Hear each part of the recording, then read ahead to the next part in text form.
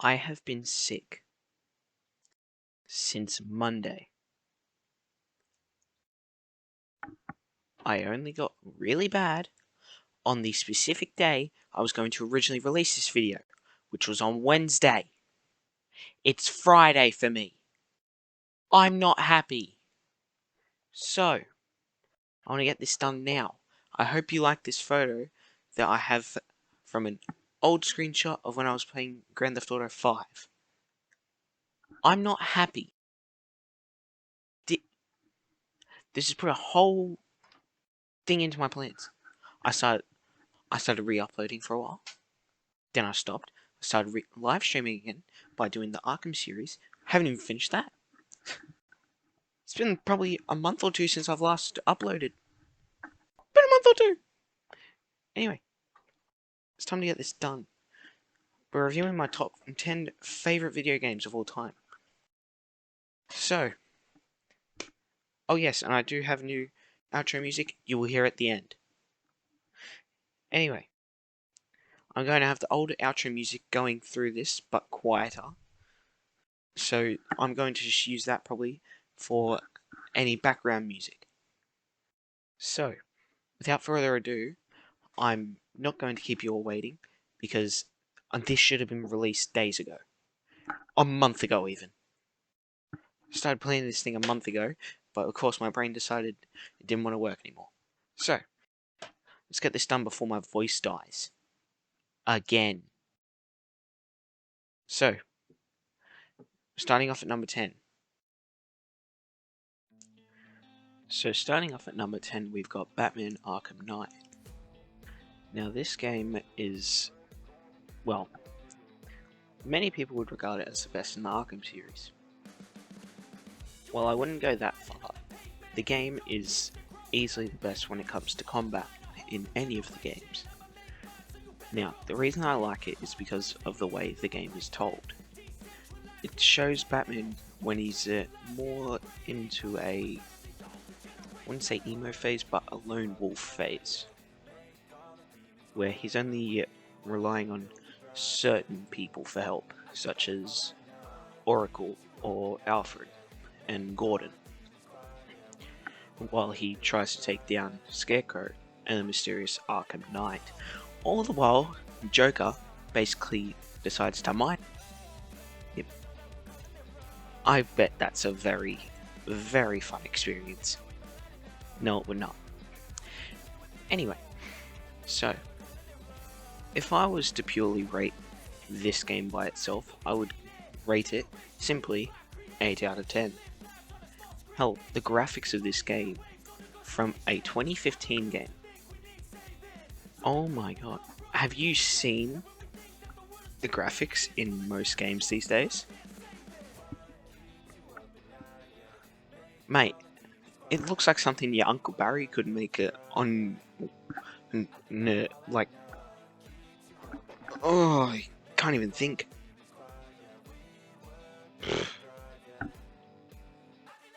Yeah, I can't even think. Half the graphics are just so bad. You go back to this game. Oh my. It's so much more fun. But enough of me ranting. Just don't do it repetitively. Just don't do it repetitively, please. Anyway, now off to Minecraft. This is number 9 on my list. Now please do not go down into the comments section and shouting and screaming at me that I am an intellectual dweeb and a just because I did not rank this higher. This is my personal opinion. I don't care. I've played many better games than Minecraft, but Minecraft is a game of my childhood. I still have to thank my mate, who I will not name, who got me into this game. Oh man.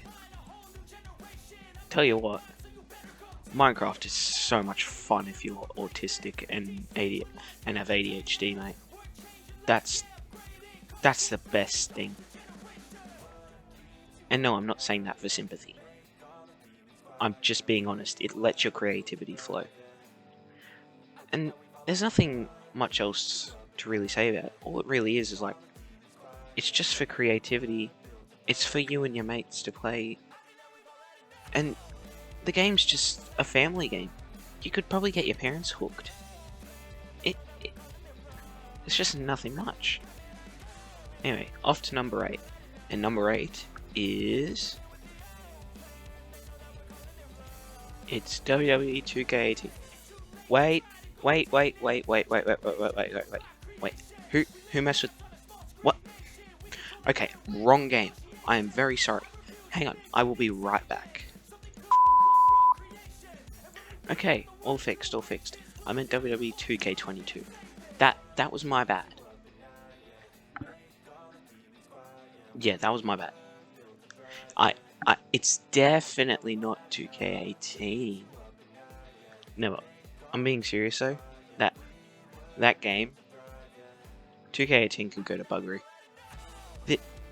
This is honestly, and I know people are probably gonna say, oh, 2K23 and 2K24 are the exact same game, just a bit better. No, I prefer this one. You know why? Because it was original. The game, and when I mean original, I mean it had completely new controls. It had graphics that made it, the superstars and all that just look like they were sculpted by Da Vinci himself. They look like they're made to fight God. Yes, that's right, God. Vincent, please don't do this again. Anyway,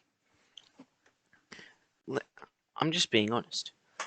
The game's just so much fun. That's all that's really need to be said.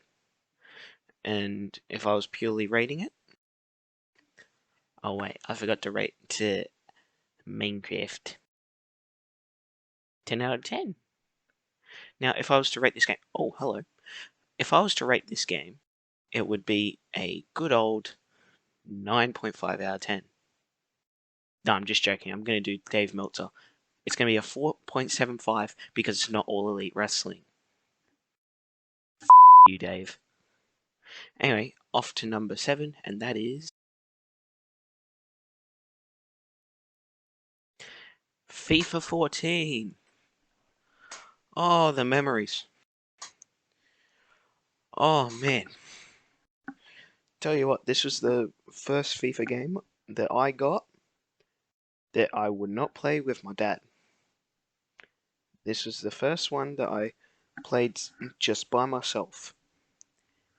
And God, when I first started playing it by myself, because my dad would go easy on me, because at the time, around 2014, but no, this wasn't released in 2014, was it? Okay, if it was 2013, I would have been, if it was 2014, I would have been, so, yeah.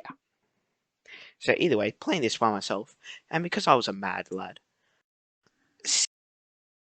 he decided his first game was going to be the normal team that I'd play, Liverpool. And I'd go against Barcelona, who you can see on the screen shaking hands with Real Madrid. Oh, the good old days. Now, get ready for this. Try and guess what difficulty. I played on the hardest difficulty, because I was very overconfident. This was a horrible mistake. Anyway, now if we go back, the game is... by far it's my favourite out of the entire series. That's why it's on this. It's why it's on this entire list. But, I mean, this game, it's the most simple of any FIFA you can play, in my opinion. The gameplay's smooth, everything's good. Only part I hate about it is the free kicks, but we will not discuss the free kicks. But rating this game, I'd give it a good old 8.7 out of 10. Also, going back to the 2K22 thing, I do mean a 9.5. I just wanted to take a jab at Melter. Anyway, number 6 will be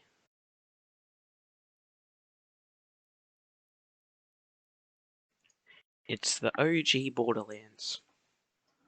Oh, this is definitely going to be one of my favourite games. I could go on for hours talking about this game. From its cleanly cut shooter mechanics, and this was by far, in my opinion, the best looter shooter game. First person looter shooter.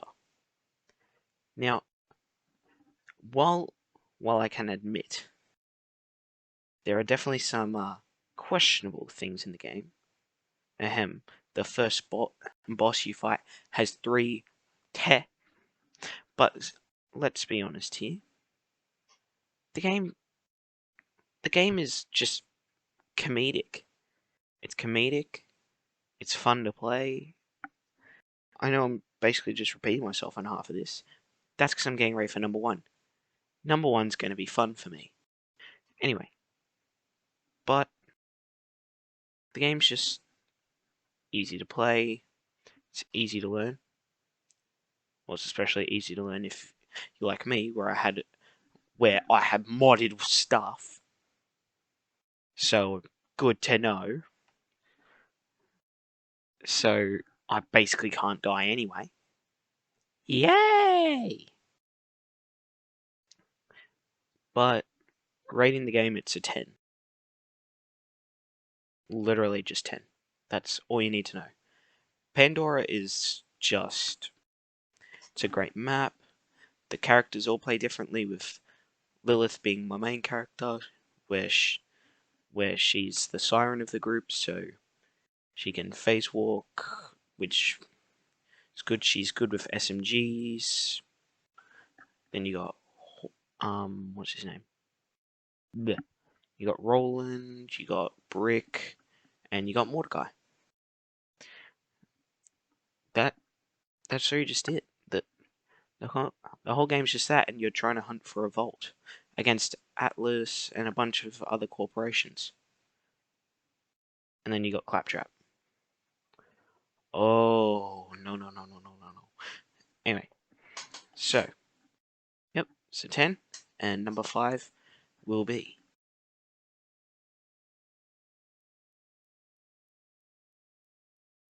Yeah, I bet you guys didn't see this coming. Friday the 13th. Yeah. Now, this is widely regarded as a video that myself, Flaming Cow, and Big Boy Bean did. And if you all remember in that video, there's one specific scene where I get FBI open up raided. I will be playing the clip right now.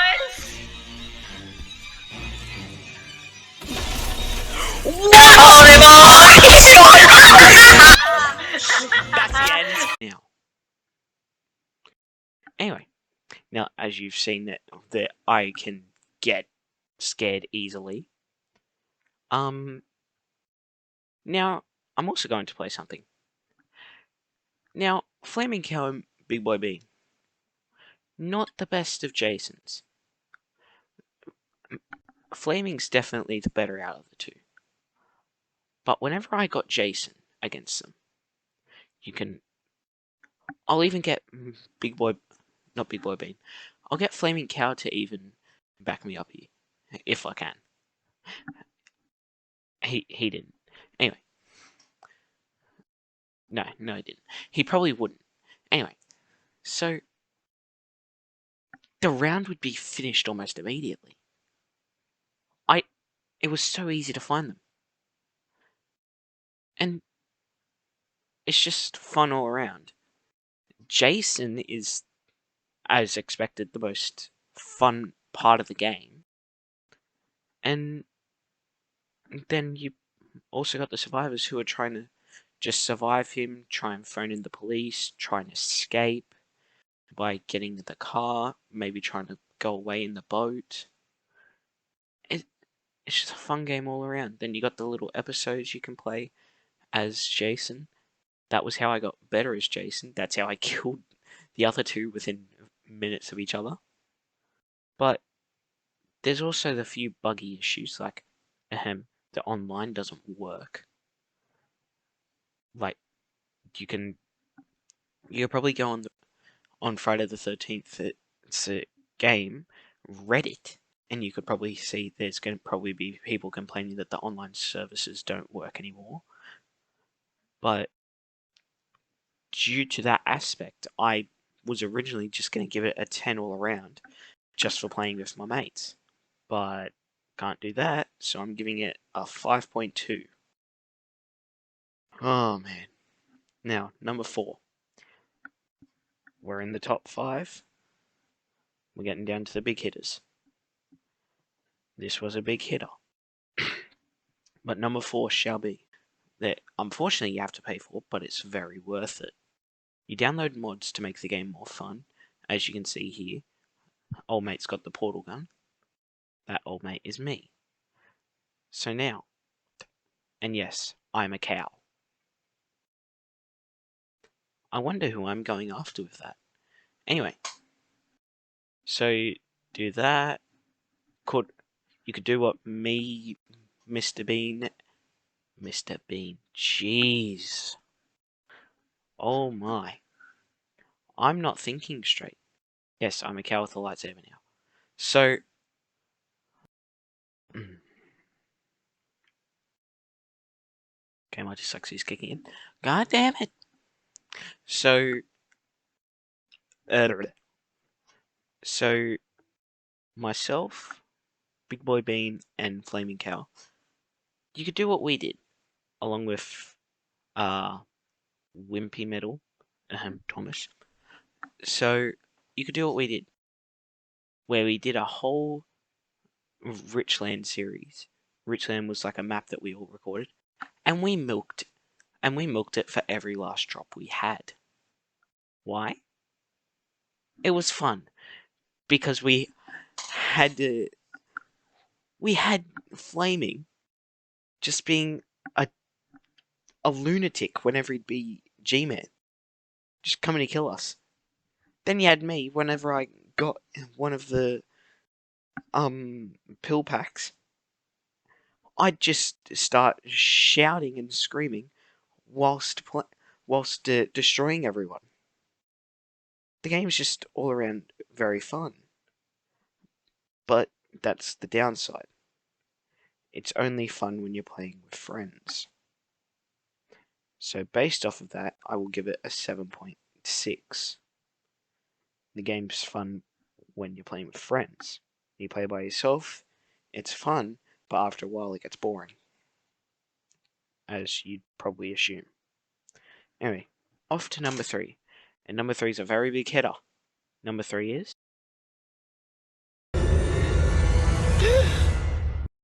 That's right. Arkham Asylum. This was the first Arkham game, and this is number 3 on my list. Oh man, how much fun I had when I first played this. This game's really what got me into the superhero genre of games besides the Lego games. Didn't even know these existed till I went to my cousin's house and played it. This game is easily shows what Rockstar used to be capable of doing before they made that dog shit game Suicide Squad Kill the Justice League. Which I would also like to know. How does that thing have good reviews on Xbox? Xbox. I've never not known Xbox to have good reviews. Anyway. So, basically the whole gist of the game is you play as Batman with Oracle in your ear non-stop blabbing while you try and, get everyone back to their cells in Arkham, whilst also trying to hunt down Joker. You fight Bane, Scarecrow, Harley. You also get trained by Kevin Spacey in that game. I will play the clip now. Anyway, fellas, this game is so much fun. As you can see, this is, well, it's not me. It's just the final fight. Now, this is this is definitely one of my favourites. Wouldn't be in third if it wasn't. But yes, there is one problem. Why is this the final fight? Why do you have to fight a Titan? Why do you have to fight Joker when he's on drugs, basically. within the form of Titan? I understand he's crazy, but I didn't think he was that crazy. And this is how stupid he is. It leads to him dying. But we'll get to that later. So that's basically the gist of it. That's all I really need to say. The game's fun. The combat's really good for a game made back in, what, 2006? Ah, wish I could go back to... Well, wait a minute. Why am I saying I wish I could go back to those times? I wasn't even born. Anyway, number 2 is, and this is a very big change in the demographic. No, it's a change in the theme of games. So number 2 is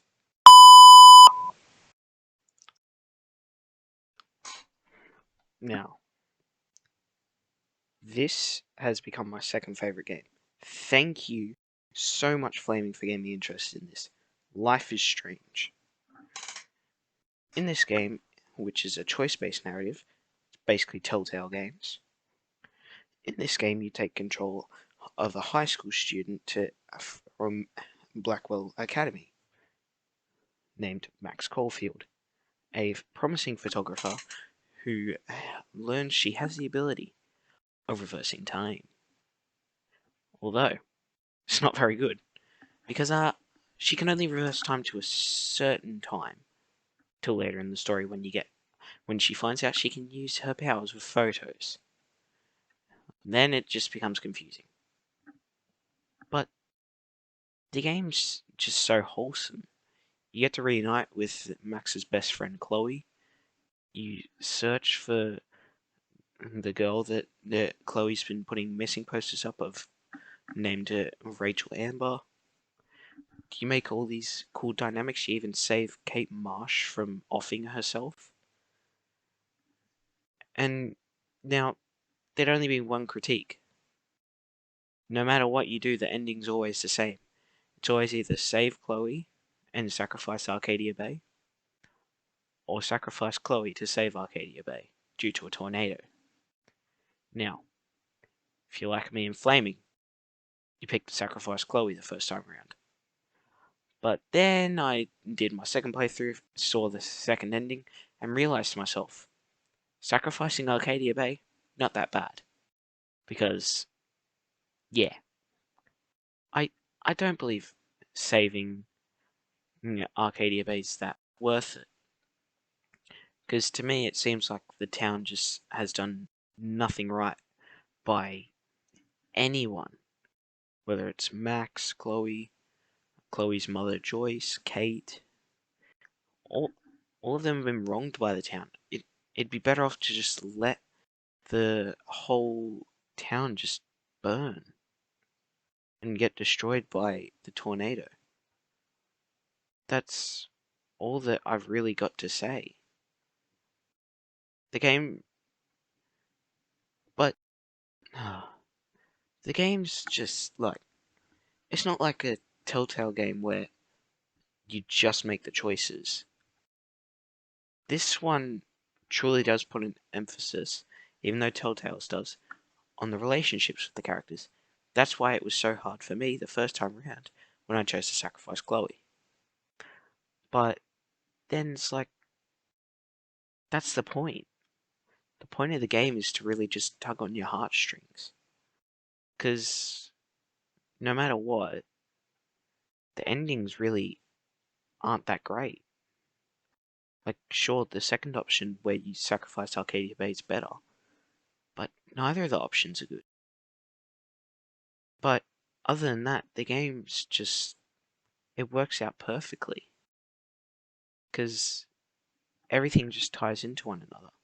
Whether it's you just learning about other people, fighting off Chloe's stepfather David from going after Kate, who you don't even know why until you find out later on.